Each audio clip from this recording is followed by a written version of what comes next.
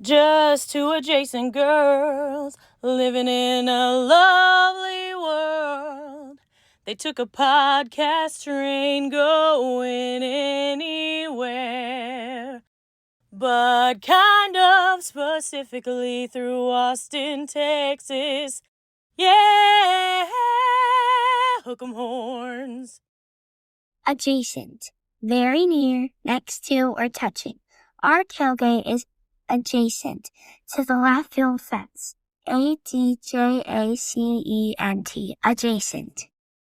Welcome back, y'all. Welcome to the studio at Record ATX. We are here doing Adjacent. We're so glad you're here. And we have a really special giver in the house. Oh, beautiful. That we are wrapping her into our Shody Media. Yes, very excited. Okay.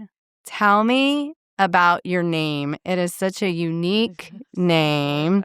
I wish I had a good story. I really wish I had a good story. It's Cheremma. My grandmother's name was Emma, and my sister's names began with a CH, and my mom needed a way to put it all together. Of course, I'm the youngest. I'm the baby, the best one, of course. Yes.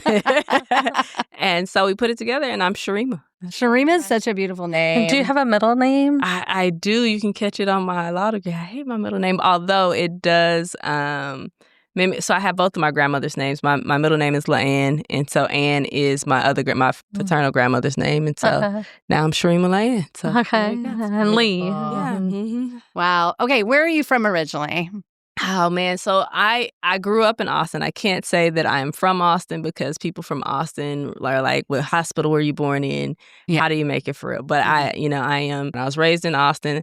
I've gone to school in all the Austin schools. Shout out to McCallum High School. Yeah, McCallum, that's right. Elementary? Oh, L.O. Campbell Elementary School. Okay. Right on the east side of Austin. And then, of course, Keelan Middle School. But when I went there, it was Keelan Junior High. So that dates me a little bit, right? We went to Bobby better with an IE. Yeah. Keely. Yeah. Yes. Okay, so tell us about your family. Tell us about your parents and how many siblings you have. I have 2 siblings, 2 older sisters. I'm the best one, I always say. Yes. They might argue with that a little bit. Of course, my parents are from Austin. They grew up around here, moved around a little bit, and now I'm back in Austin and seeing how I can do. Are your sisters here? Yes, both of my sisters are here. That's so nice. Yeah, my middle sister, I call her, she is an educator here, and my other sister is in marketing for the state. So we kind of just live here, do what we do. I am the adventurous one of the group, so we get out and do different things, and they think I'm crazy. So, well, what are some things you like to do with your sisters? With my sisters, or just tell them about it? Me and my sisters really just chill a lot. Sometimes we go and we do brunches and things like that. Those are our sisterly things, and I just kind of talk crazy to them all the time. And I'm the person that cracks the jokes, and they're like, "Okay, why are we talking to you? Like, why are you here?" But other than that, who brought the baby? Yeah, like why? Mom, we should have told Mom to take you back before, and she didn't listen. So, here we are. Gosh. Where does your sister teach? Oh, she's an administrator at ALC. Okay. Oh, that's right. Okay. I think we learned that last time. So what was it like growing up in Austin for you? Oh, man, it was pretty cool. So I grew up on the east side, really across the street from Houston-Tillotson. So we used to live on Tillotson Avenue. And growing up in Austin was pretty cool. I was the youngest of about 22 grandchildren. And so I had a lot of people to watch around and make sure I was okay. I was the last one at my grandma's house. I was so upset about that. Because I was ready. I was like, why am I still here? My parents were like, no, you're too young. Like, no, I'm not. I'm big. But yeah, so I grew up here, and we used to run the streets a little bit and go to Stark's. I don't know if you guys know about Stark's grocery store. And remember all those things, like just being out. There used to be a field next to my grandma's house until they built another house there, and we used to make that was a party place, a football field, a basketball court, track. We made it whatever it could be, and it was pretty awesome. So you had one of those Sandlot philosophy for sure. Yeah, for sure. You had one of those great childhoods. Yeah. Big family. Oh yeah, big family. Like I said, East Austin is a lot different than what it is now. So just kind of walking around. Yeah. And we just used to, my sisters had friends or my cousins had friends, and I'd go there and be the youngest one, just kind of looking to see what they're doing and telling the stories about our cousins and things like that. So, yeah. 22 cousins. I know. I The hope big I didn't healthy forget herd. one. I hope I didn't forget one. It might be 23. If I did, forgive me. Forgive me. Forgive Like me. 23 and me.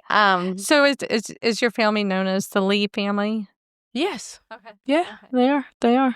And where did you go to college? I went to, so I started off at North Texas and then I transferred to Texas State. So I'm an alumni of Texas State. Yes. And go Bobcats, go. Go Bobcats. Go Bobcats. And then I went to law school at Texas Wesleyan, which is now Texas A&M in Fort Worth. That's right. That's right. Good. Yeah.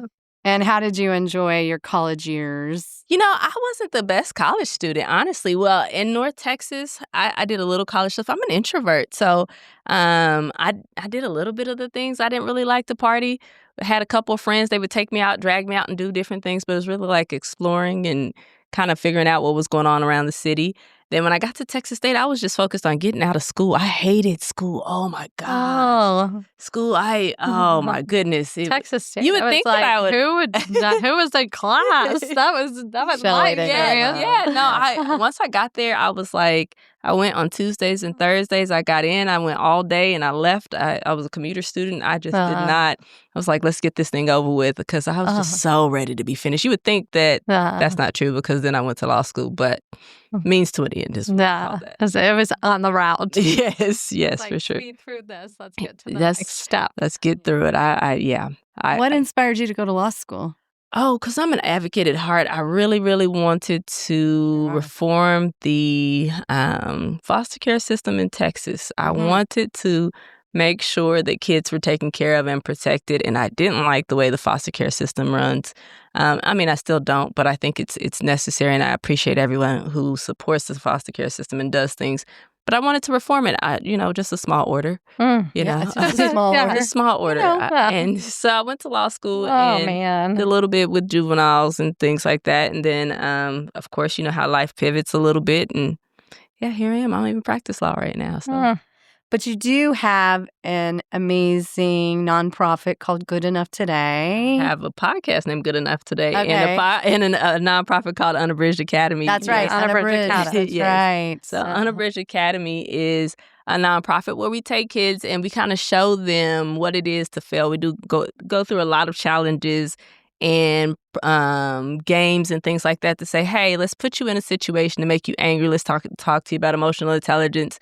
But then also, let's expose you to things that allows you to see that your environment's bigger than what you think it is. So maybe we inspire the next rocket scientist or some industry we've never heard of because it sparks their creativity and seeing something that they didn't think was possible. And we put them in spaces so that they understand they belong there.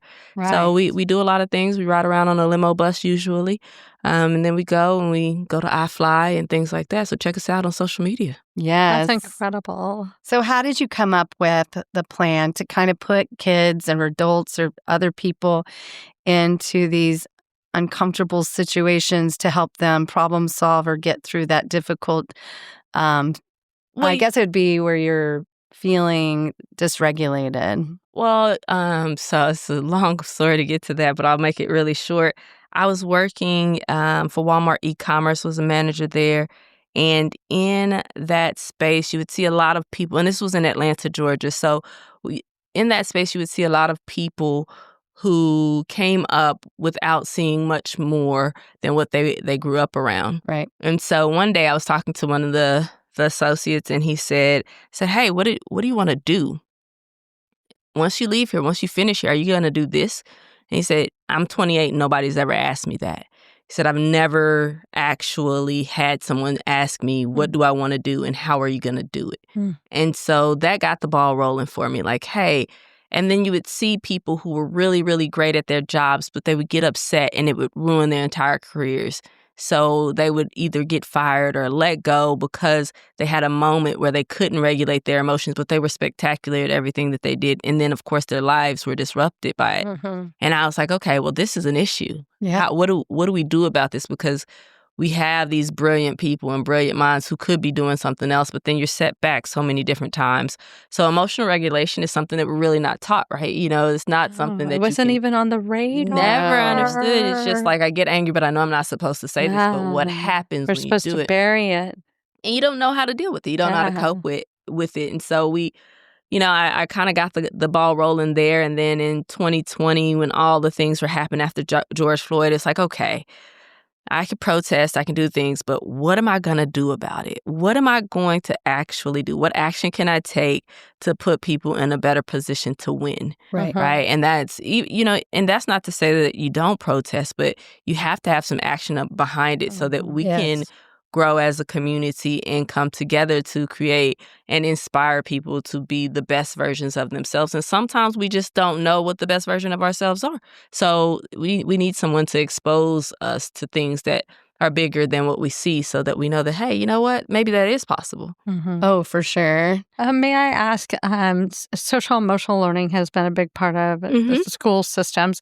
And in my humble opinion, it hasn't always been well done. Yeah. And so in your experience, what is a good way of teaching people about their emotions without feeding them emotions that they don't necessarily be feeling right now? Yeah. I think that's why it's experiential, right? Yeah. Because I'm not going to say, hey, I'm going to teach you anger today and I'm going to make you angry. Today is anger. Yes. When are you angry? When are you angry? We might play emotion charades, right? Yeah. So that you can show me what this emotion looks like. Mm-hmm. But mostly that's why you have the conflict and we put you into situations. You don't know that it's conflict coming, but I know that we're going to tell you to cross this alligator river and that it's going to be difficult for you to do with the number of people that you have.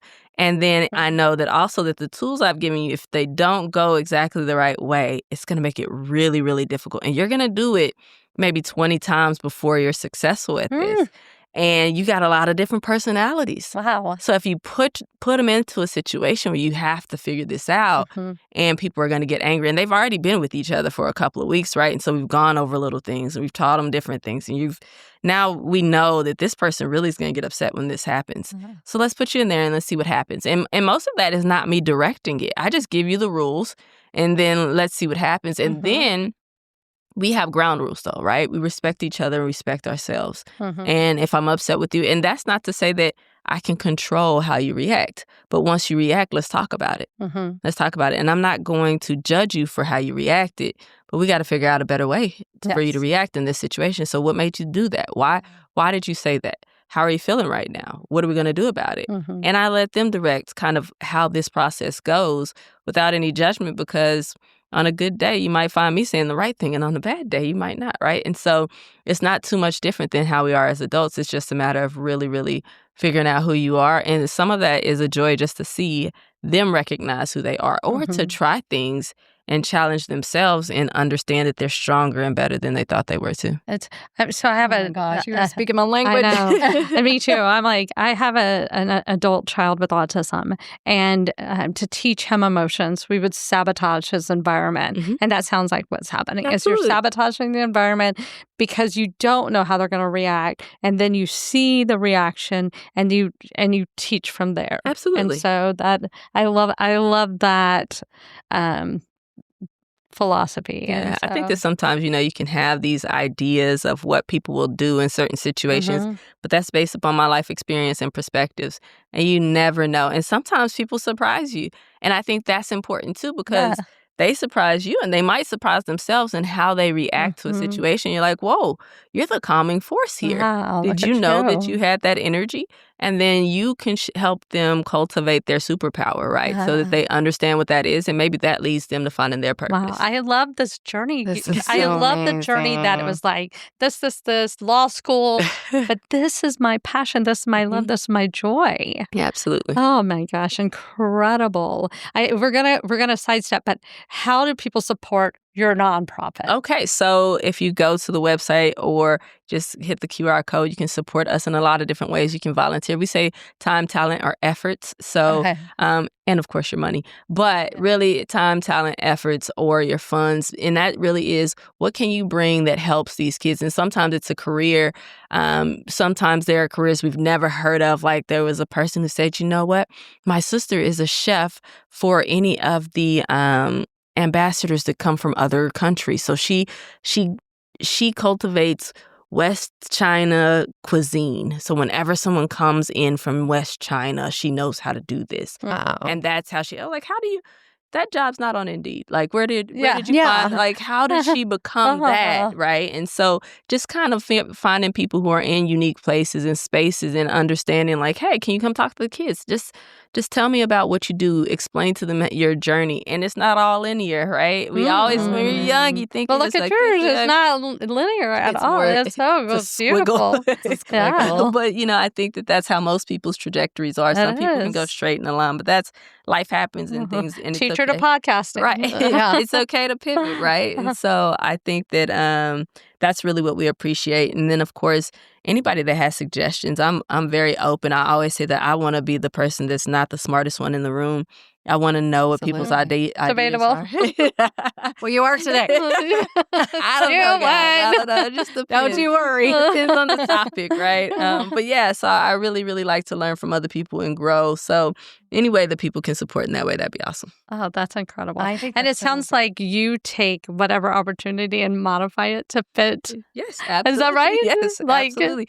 I am very adaptable. If I take any test, right, all those assessments that they give you, whatever one you want to name, I'm a pretty adaptable person. I think that's actually one of my superpowers. I can take a big picture and I can plug it in. So if you tell me all these things are happening, like, oh, well, why didn't you do this?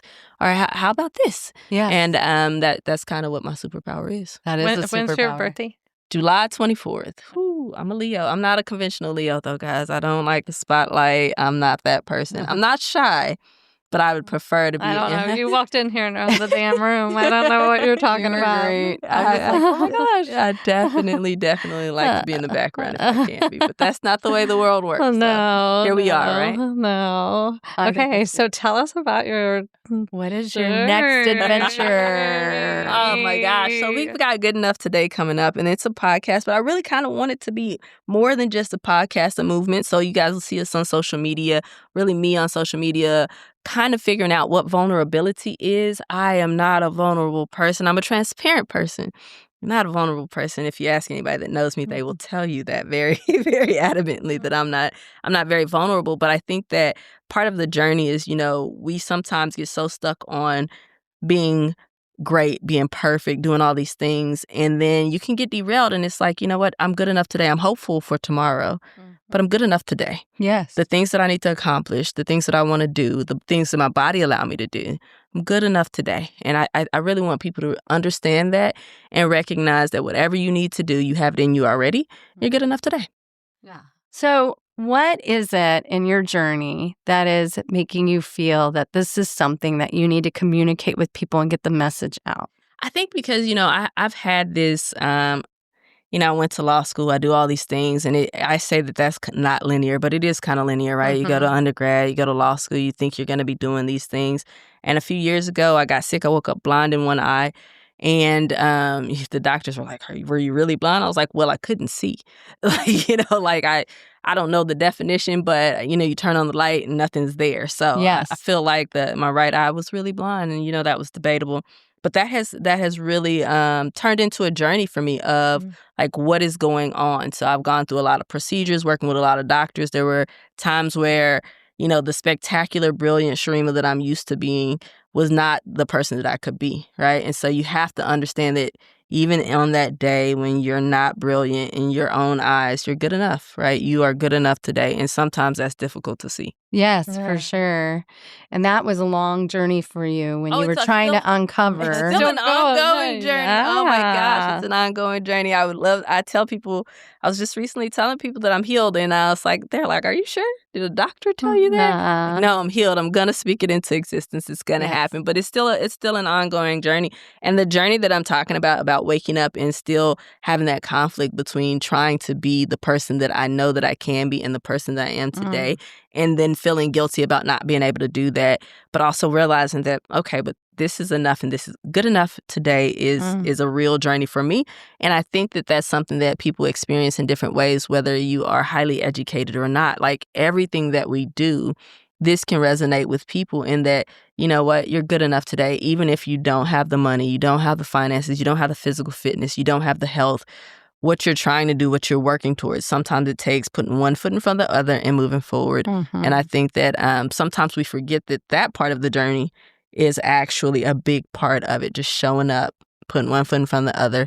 And that's going to be good enough today because tomorrow that step turns into another step. It turns into another step. And I think that's important for people to know. Oh my gosh, that's so incredible. I just recently, I'm always doing spiritual work, trying to get to that magical space, if you will. And just recently, I don't know where I heard it, but it was like, that place doesn't exist. and it's like, come on, I want that place to exist. But then it brought me some peace as like, you're always on a journey. You're always trying to get there. And realizing that there's never, it's today. Yeah. Be present. What do you have here? How do you make this the best it can be? And those teeny tiny steps. And it matters. I think that, we have these big picture ideas and, you're podcasting now. You want to be like the world renowned podcaster, right? You're like, Jody's like, I love other no, people. Like, I think the thing about Shody Media is we want people like you to. Wrong sister. Yeah, Jody's like, we will be the world renowned podcaster. Jody's just along for the ride. Yeah. But no, you think about those things, but you kind of, in doing that, sometimes you lose yourself in the journey of like, what is happening here? Was this great? And how did I impact people with this step that I took? Right. And I think that sometimes, and for me, I do a lot of this journey has been on my own. But by that, I mean that I don't let people in. Most people don't know that I've been sick. I've just been going around the world, just doing what I do and showing up. And it's not really a show of strength. It's more so of I don't think it's that important to you. Like, I don't want you, why would I tell you? It doesn't matter. Is it going to change your day? But in doing that, though, you miss some of the connection that can help you heal. And I think that that's also important is how do we connect people? How do we get back to a place where we are loving each other in a way that uplifts and empowers people? Because sometimes, and I can tell you from experience, you're laying on the floor, you're wishing that God just said, okay, this is it, because it's easier for you than to keep going. And that would be helpful if there was another person who said, okay, yeah, this is important. You are important. Let's keep going. Yeah. The suffering doesn't stop, but there's joy in the suffering sometimes. And sometimes they're synonymous, and it's hard. It's very, very hard to say, you know what?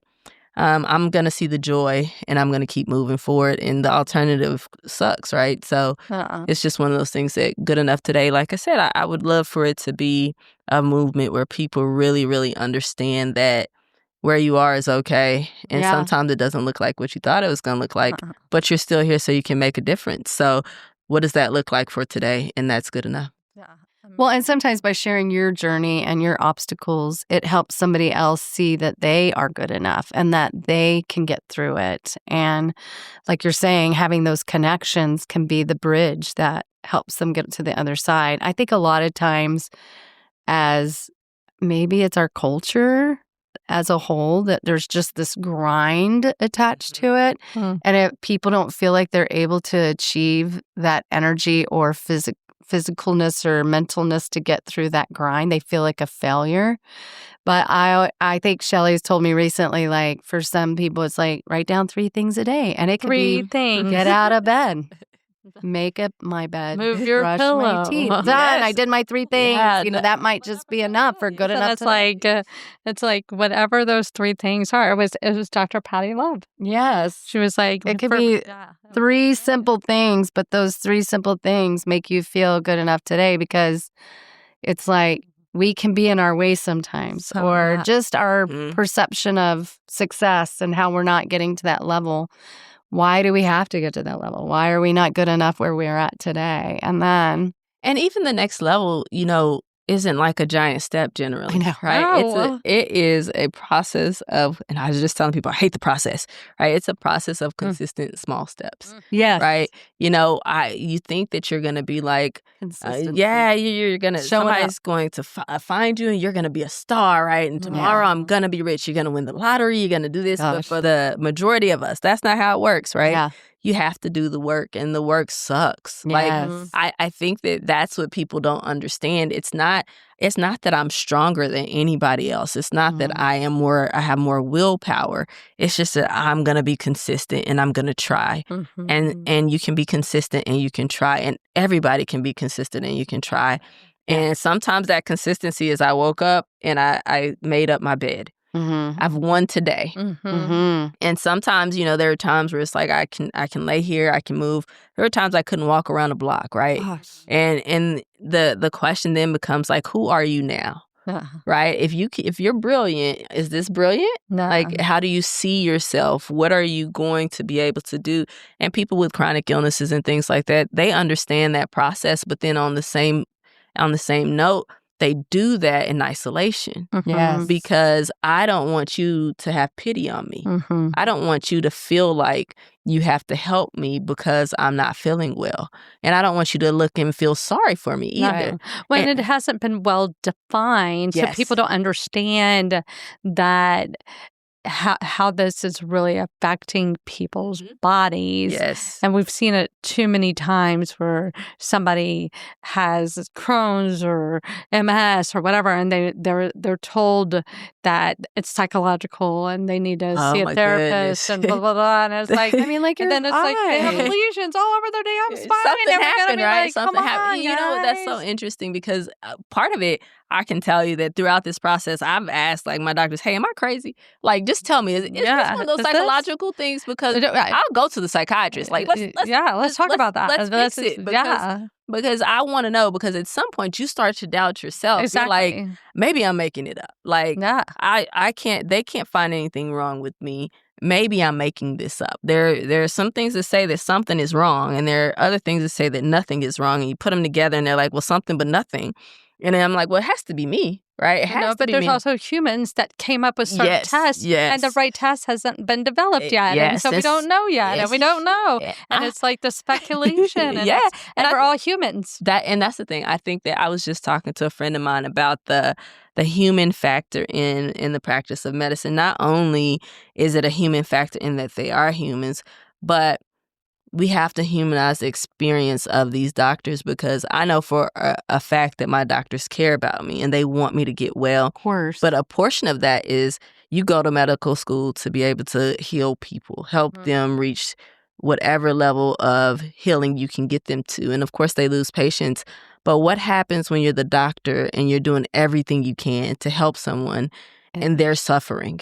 Right? And so that's hard for the medical professional as well. And so I have to be able to recognize that while I'm suffering, they're trying to help me not suffer, and they're doing everything that they possibly can. And I've been blessed to have I've had some bad doctors, but I've had some really good doctors who have really taken the time to do some research and try to figure it out. And they're working through things to kind of try to say, okay, well, let's try this. Let's do this. Maybe this will work.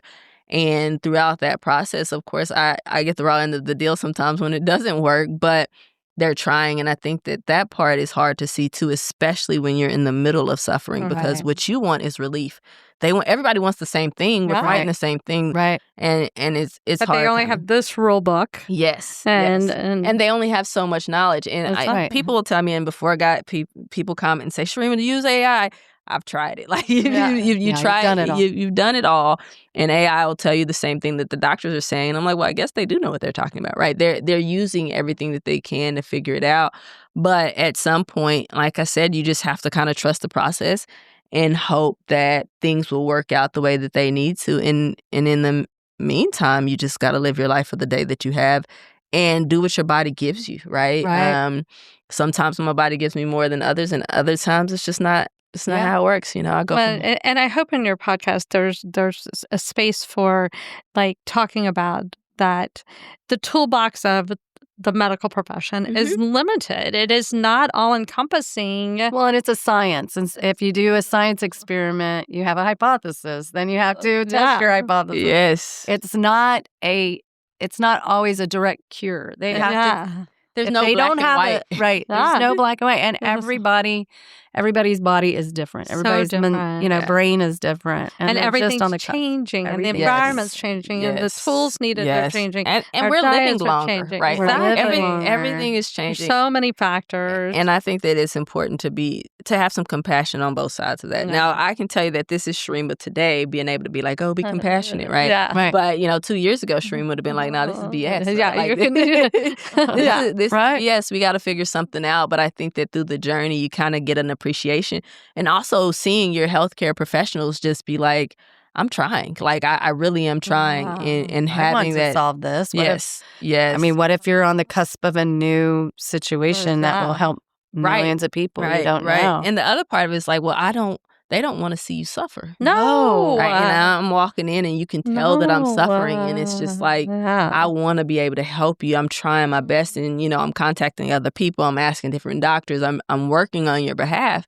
But you're still here and you're still suffering. And there's not much that I can do about it. And then the other part is, I want to live, right? I want to... And I think that I want to actually live. And it's like, and they have to be the people that tell you that maybe you can't do that. Maybe you shouldn't do that. And it's the one thing that you want to do. And it's one thing for you to think that you're not well, but it's another for a doctor to confirm it, right? You know, and then you just become like, oh my gosh. I know I wanted to go to Belize a couple years ago, and they were like, no, I don't think you should do that. Not sure. We don't know we don't know what's going on with you yet. It's not going to be good for you. And I was like, let's not take this on the road. Yeah, exactly. We don't want to take it on the road. And part of that was like, okay, well, oh man, and I was thinking maybe I shouldn't go to Belize, right? Right. Because you're like, when am I going to go again? Yeah, let me go ahead and go. But then you ask the doctor, and she's like, yeah, no. And you're like, oh, well, maybe I am a lot sicker than I think that I am, because in my mind, I'd still like to believe that I can just do it all. And it's just not true, and that's okay. I think that part of the journey is accepting me for me right now and understanding again that it's good enough today. Can we speak to, because we've discussed this before, is closing the circles? Is that going to be part of it? Or Okay, so April 17th of last year, so I was really sick April 15th, and it was, I had been trying to work out more, like, let me just move. And April 16th, I kind of got halfway. My ring's on my phone. I have an Android, guys, so I don't want any judgment about this, but I'm a proud Android user. So are the Android users. All Android users. Smart man. I love him. He knows. It's a nerd flag. Y'all win. Absolutely. I have my Samsung Health app, and one of the things was on April 17th of last year, I made a decision that I was going to close my rings every day, and I was going to try to do it for 365 days. And I made that decision knowing that I couldn't always close the rings. And so, people have 10,000 steps. My steps were just 7,000 steps, 360 active calories, 60 minutes of activity, right? So how can I do that? Get to those 7,000 steps every day? Because before then, like I said, sometimes I could take only about 700 steps in a day, right? And so you take the 700 and they're the hardest steps to take, right? So what are you going to do? And I'm working through all this time, right? And I'm trying to be the person that I was, but not being able to move and do the activities and just try to push through every day, will yourself through it. And sometimes it's possible and sometimes it's not. But on April 17th, I said, I'm making a decision. This is going to be how I gauge how healthy I am. I'm going to, for the next 365 days, I'm going to walk and I'm going to close these rings. I don't care what happens. I don't care if it kills me. I'm closing them. And sometimes it almost killed me, but that's okay. I decided that I was going to do that. And then on April 17th of this year, of course, I walked my 365th day and closed my rings for April 17th. So yeah, I did that. That was one of the... It was a huge accomplishment for me because and in that time period I had shoulder surgery. So the day of surgery, I woke up early that morning and closed all the rings before. I want to say it was like 5:00 in the morning. And I'm out in the dark walking to make sure that I can do it. The day of surgery, day after, I'm out there and I'm walking with my sling on and I'm making it happen because I had to make sure that I didn't allow that to derail my 365 days. I know some of my doctors are like, are you crazy? Yeah. It's like, yeah, but you know what? You set a goal. You're very goal-oriented. I'm goal-oriented, but I would tell you that I'm not, but I guess I am in that regard. But, one of the things is that the sickness took so much from me, right? Like, it takes so much from your everyday things, the things that you find joy in. And I wasn't going to allow it to take that. Like, I just couldn't. It was going to have to kill me. You're going to have to kill me to take this away from me. So it was a great experience. I still close my rings, if you're wondering if I'm still closing them. I'm continuing to close them. Afterward, I was like, now what am I doing it for? Like, what am I going to, what's your next? What's the next thing? And I was like, I'm just going to keep closing them until I figure it out. Yeah, it's something that I have to do. But it's one of those things where I know that it didn't take it away. And like I said, some days it had to be, hey, I'm going to have to walk 500 steps now. I have to take a nap and I have to get up and try to do it again. Or I have to be up. Like, I feel like I'm going to just collapse in the middle of this. But I'm going to stay right here. I'm going to take a moment and I'm going to do this. Yes. And I think that was my way of beating the illness, even though I can't actually beat the illness. I don't even know what I'm fighting. You're just fighting to be fighting. And sometimes you don't want to fight, but I'm going to close my rings. But those rings, don't you feel like that, and not to speak on your behalf, but that was you living. Absolutely. Not fighting, but living. I think that's part of it. You have a symbolic victory. You choose to live. I think that people don't recognize that every day you're choosing to live. Yeah. Right? And people who have chronic illnesses and things like that, I think, are acutely aware of the fact that you're choosing to live today. And, you know, when you think about the choosing to live and living on my own terms, right? I'm going to be able to do this, even if it kills me. If it kills me, then it was on my own terms, right? It's not because I just let it kill me. And sometimes you don't want to fight. Sometimes you get tired of fighting. But this is for me and not for it, right? And so it's just like I made this promise to myself, and I'm gonna try to live it out as much as possible and see what happens. And my 7,000 might be 7,000 on the dot, but I got it, right? And people say, well, you could do 10,000. I do average about 10,000 now, but it really is just a matter of, this is what I can do. And sometimes my walks look different. Like, I can walk a mile sometimes in like 13 and a half minutes, and sometimes it takes 20 minutes. Yeah. But that's also a good gauge of how I am doing today. Because sometimes my mind will be like, we're going to get out there, we're going to kill this thing. Yeah. My body's like, nah, it's going to take you about 20 minutes today. And it's like, okay, well, we're not at the point that maybe I need to rest a little bit more today, because I don't necessarily recognize that my body and my mind aren't on the same page. Because in my mind, we're going to go, we're going to kill everything, everything's going to be great, you're going to be doing these things, you're going to do Unabridged, you're going to do this, you're going to do work, all these things are going to work out. And sometimes it's not exactly the way you plan it, but again, you get out there, you put one foot in front of the other, you move forward, and you take what the day gives you, and that's going to be good enough. Well, and I think you can speak to this because of all of your experiences, is everybody's circles it should be set at their individual levels. Very individual. Absolutely. I think that, they say comparison is the thief of joy, right? And it is the thief of joy. It is the thief of all joy, because I wanna look at like a David Goggins and be like, yes, exactly. Yes. And I'm like, no. But for me and for what I can do, this is a realistic goal. And sometimes the reality of it looks different, right? And the way I do it looks different, because the Cheremma that can kill it in 13 and a half minutes might be able to walk 3.5 miles that day and just do it all at one time. And then it might take every bit of the 24 hours for me to get all those steps in, or to get those active calories, and to just really focus on those things. And I think that sometimes we get lost in the fact that there are people out there, and especially I'm a competitive person. I see people out there walking fast, and I'm like, yeah, about to go beat that person. Yes, exactly.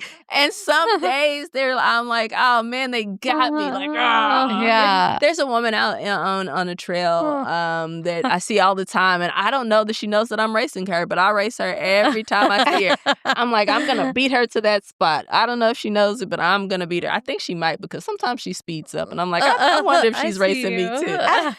But I think that sometimes that's the joy in it, right? It's like, okay, let me test myself. Let me see how far we can go. And I think it also takes my mind off the fact that you are not what you thought you were going to be right now. And you're sick, and it's something that you got to deal with, but it doesn't have to define you. And I think that was part of it, was to say, this is not going to define who I am and what I can do. And I can push myself a little bit further. Sometimes I take it too far, but that's part of the game.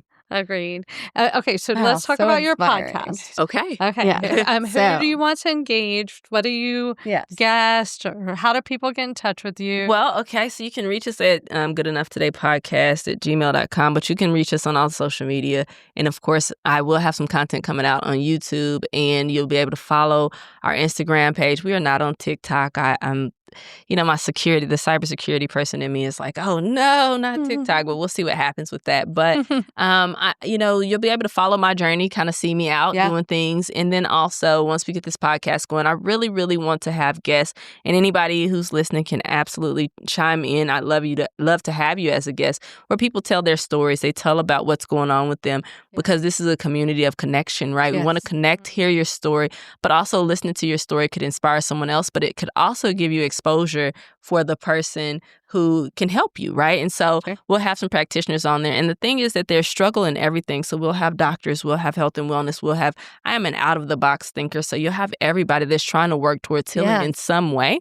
And let's talk about their journeys. Let's talk about what they see, what they think is important, and how do they get you to this point. And then also, what is their struggle point? When we humanize this experience, what do they see? How do they suffer? And where's the joy in it? So we bring it all together, and hopefully we're helping and creating a connection that people really, really can be inspired by. Oh my gosh, I love you. Man, you are incredible. I am so excited for this. Away. I'm hoping it'll be in July 24th. July 24th is going to be the first episode. That's my 40th birthday, guys. I'm going to have a party. I don't like parties. Oh my gosh. We're going to do a party on the podcast. Yeah, this is so outside of my comfort zone, because I don't like talking about myself. I don't like such a natural. Oh my gosh, it's really nice because I'm here on the podcast. Like, this is what you're supposed to do. If I came in, it was quiet, you guys would be like, get off, right? So it's not really inside of my comfort zone, but I think that there's something in me that's saying that this is a story that needs to be told, and I'm the voice that people have to hear in order for it to be told, and to understand that I'm not special. I'm really not special. Like, I really am not. There's nothing that's better about me than anyone else. And part of that is just talking about that so that people know that they can connect and they can do the same thing. Find whatever your circle, close your rings. Yeah. Even if that ring is just making your bed, it might be brushing your teeth, it's getting up and continuing. I mean, there were days where all I could do was go to work, come home, and just go to bed. I was going to bed at 6:00, right? And I was sleeping throughout the night and then getting up, and that's all I could do. And I think that sometimes that closes you into a circle where you're repeating that you're not really living, right? And connecting and I have an amazing family. They're all pretty awesome. Wonderful. And so they are, my middle sister was like, hey, how long are you going to be doing this? Like, how long are you going to just come home and go to sleep? Because this is not who you are. Like, you're going to do this? You can't let it do this to you. And I was like, whatever, right? But she was right. She's right. You have to find something. And like I said, every day is not this Cheremma. I could promise you that you don't get the refined version every day. And some days are still very, very hard. But in the end, the person I wake up at today is good enough today. Yeah. And I really, really hope that resonates with people, and that they can see that their journey is their own journey. And it's worth talking about, because that vulnerability really, really is important. That's taken me a lot of therapy to get to. But well, I think your message is needed. It is wanted. I think people have to give themselves a little grace when they are having something in their body or in their brain that is affecting them, so that they can start understanding they are good enough today. Yeah. Oh my gosh, I hated that phrase. When I was the sickest, like, people were like, give yourself grace, Cheremma. And I was like, you know what? F your grace, right? Yeah. But it's mostly because, when you are in conflict with who you are right now and who you really feel like you should be, it's really hard to conceptualize that you're actually good enough right now, right? You're still making it, you're still doing this. And that grace is something that is like, well, you know what? This is actually pretty good. This is pretty darn good for what's going on. Like, just do that. And I'm like, yeah, it's good for somebody else. It's not good for me, right? I know. And I think that because we're competitive with ourselves and with others. You got to be compassionate to yourself. And I that's not something I'm really, really good at, being compassionate with other people and seeing that they can have faults and things like that. But for me, I'm like, this is weakness. I don't know what this is. This is peasantry, right? Yeah. Like, but it's you. I'm human too, and it's kind of that process of figuring out that, okay, what is today? And it might be 7,000 steps. It's not going to be 20, right? Like, and then that's okay. That's good enough today because you still showed up for yourself. And that lady's kicking your ass. Yeah, and she you're is. like, And I'm like, wait till tomorrow. Wait, I got you. tomorrow. I'm gonna get you. I'm gonna get you. So I have to say something. You are very special. You I'm are. blown away. You're gonna nail it. I'm so excited. I'm blown away. I think you're what people need right now. I'm so especially excited in for this- this journey. Yes. Thank you for coming all this way and joining us. And we will be releasing this and then listening for Good Enough Today. Yes, July 24th. Hopefully you guys will be able to come to my launch party, and we're going to do this thing. Even though, like I said, I might be hiding in a corner at the launch party, but everybody else can party it up while I sit in the corner. I love it. But I hope that people can really, really, like I said, find this message and understand that we can remain hopeful for tomorrow, but we're good enough today. So. That's right. Bravo. Bravo, you. Thank you. Texas, Texas. Yeehaw.